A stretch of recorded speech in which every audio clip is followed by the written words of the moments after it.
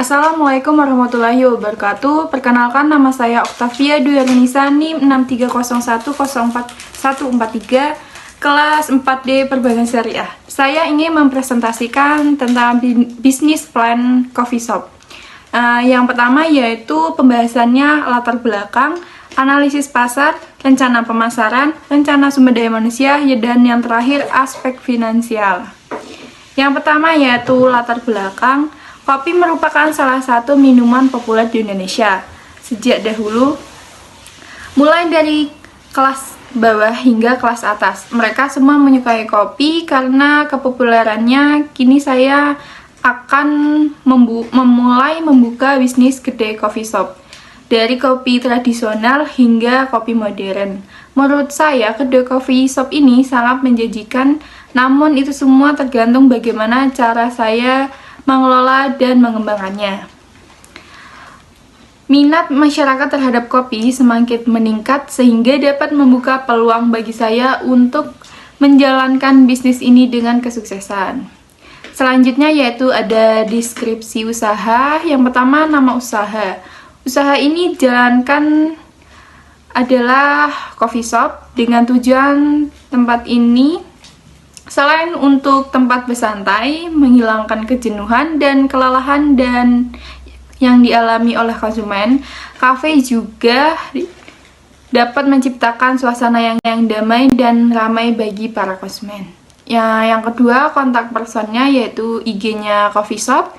Nomor HP-nya yaitu 0819 1293 0808. Dan lokasinya ada di Jalan Fatmawati nomor 9 Blotongan, Kecamatan Sidoarjo, Kota Salatiga. Selanjutnya yaitu analisis pasar, ada visi dan misi. Yang pertama yaitu visinya menjadikan cafe klasik coffee sebagai tempat dan rasa untuk dikenang bagi para pelanggan. Dengan memberikan pelayanan yang terbaik, produk yang berkualitas, serta tempat dan atmosfer yang nyaman, sehingga menjadikan restoran sebagai pilihan utama. Yang kedua yaitu misinya, melayani secara profesional serta mempunyai etika bisnis yang baik, menjadi standarisasi dalam menyediakan makanan dan minuman segar, sehat, lezat, bervariatif, dan higienis dengan harga yang bersaing. Menciptakan atmosfer yang natural dan relaks dengan fasilitas-fasilitas yang menunjang demi meningkatkan kenyamanan pelanggan. Kami berkeyakinan bahwa kepuasan pelanggan adalah kunci untuk keberhasilan restoran dalam memperoleh keuntungan, mempertahankan keberadaan, dan menciptakan pertumbuhan. Selanjutnya yaitu sumber daya manusia. Walaupun bisa di bidang usaha saya masih usaha kecil, tetapi ada kemungkinan saya menggunakan sumber daya manusia agar dapat berjalan dengan lancar. Berikut beberapa cara pengolahan karyawan. Yang pertama yaitu buat peraturan yang harus ditaati semua orang. Pertimbangan dan termasuk saya sebagai pemilik bersikap ramah namun tegas terhadap karyawan, mau menerima masukan dari karyawan, pertimbangan, dan ajak berdiskusi agar mereka merasa ikut memiliki bisnis yang saya jalankan. Selanjutnya, jangan pilih kasih dan perlakukan semua karyawan sama. Yang terakhir yaitu pada periode tertentu, beri mereka bonus yang menarik agar lebih bersemangat dan produktif dalam bekerja.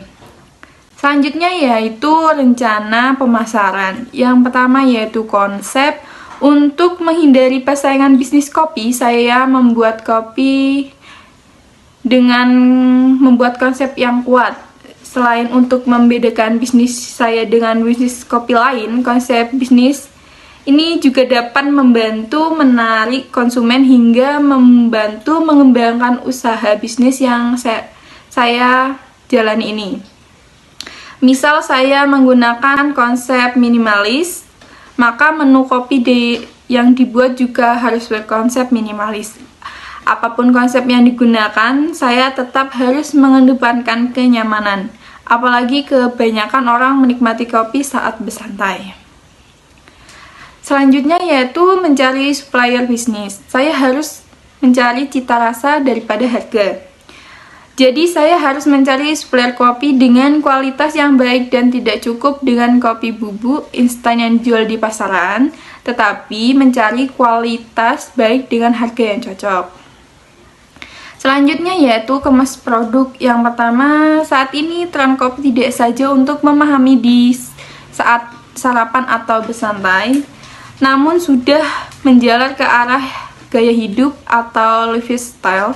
Tidak sedikit orang memulai membeli kopi di coffee untuk sekedar menikmati rasanya, namun juga untuk memamerkan ke sosial media pribadi atau bersosialisasi dengan kerabatnya.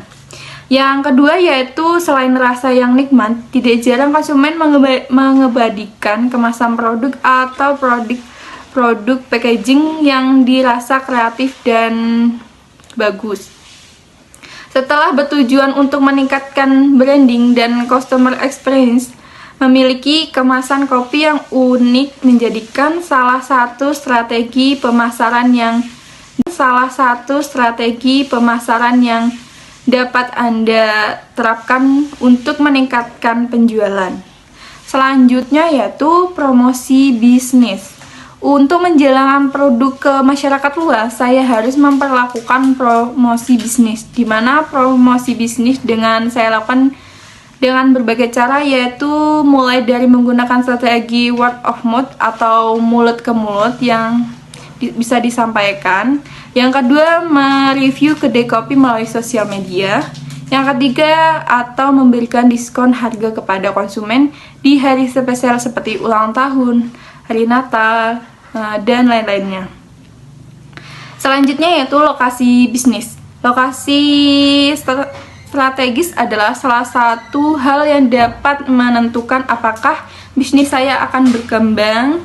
Misalnya saya menggunakan konsep kedai sederhana, berarti saya harus memilih konsep dan lokasi yang berdekatan dengan banyak orang. Namun jika saya menggunakan konsep coffee shop yang kafe, maka saya akan mencari lokasi yang berdekatan dengan kampus, mall, sekolah, kantor, dan lain sebagainya. Selanjutnya yaitu aspek finansial, kelolaan keuangan. Setelah bisnis saya berhasil dijalankan dengan baik, saya juga harus mulai memikirkan untuk membuat laporan keuangan. Dengan laporan keuangan, saya lebih mudah melihat kondisi keuangan hingga membuat keputusan ketika ingin mengembangkan bisnis. Selanjutnya yaitu modal bisnis. Modal bisnis ini adalah hal yang penting yang harus dipikirkan untuk memulai usaha kedai coffee shop. Modal awalnya yaitu 20 juta, sudah cukup. Saya akan memulai dengan membuat kedai kopi yang sederhana. Perhitungan modalnya bisa dilihat di PPT. Jadi total peralatan dan perlengkapannya yaitu sekitar 11 juta. Dan bahan bakunya totalnya 4 juta. Biaya sewanya yaitu 3 juta. Biaya lainnya 500.000. Promosi atau pemasarannya yaitu biayanya 300.000. Yang terakhir yaitu biaya operasional seperti listrik, air, pajak, asuransi, dan lainnya yaitu 200.000. Dan cadangan dananya 1 juta. Total modal awal yang diperlukan 20 juta. Perhitungan ini tergantung dari barang yang digunakan seperti lokasi, skala bisnis, dan faktor lainnya. Sekian dari presentasi saya. Wassalamualaikum warahmatullahi wabarakatuh.